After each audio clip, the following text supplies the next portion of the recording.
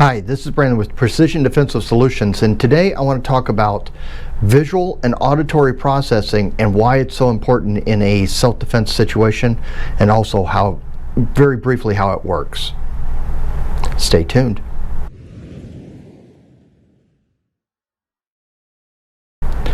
So let's start with visual processing and auditory processing.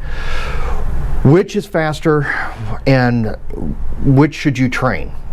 Well, in all honesty, auditory processing is actually faster. However, should you neglect the visual processing when we're talking about a self-defense situation versus the auditory in training? Absolutely not. You should absolutely train your visual processing as much as possible, but understand that cue that something's wrong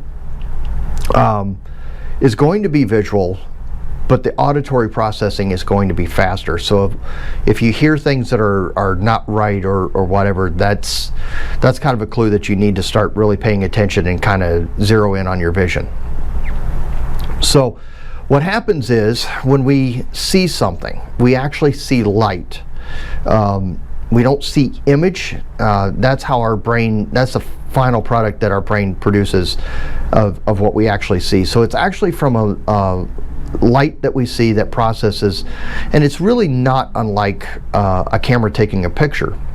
Okay, so our brain processes it, we see it, and it happens so unbelievably quickly that we don't realize what actually is happening.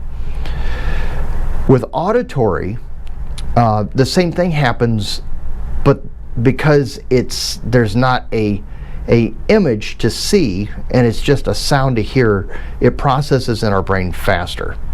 So when we're out on the range and we're training with a timer, we hear the beep. That's why a lot of times we can react to that beep so quickly. That doesn't mean that we can't do the same thing with visual processing. In fact, the difference is very slim. I mean, it's very slim. So is it really going to make a major difference in your performance? Not really, unless we're really measuring the times. So here's my suggestion. Work both as much as possible. In your dry fire practice, if you can use a flash off the timer and not sound like using the mantis and using the screen, so that will give you some visual processing.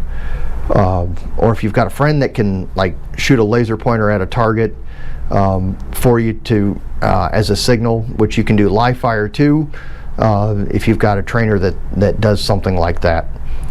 But don't neglect either one, because both play a part into your reaction speed. Hope that helps a little bit. Stay tuned to new stuff coming out. Make sure you like and subscribe. Take care of yourself. We'll see y'all soon.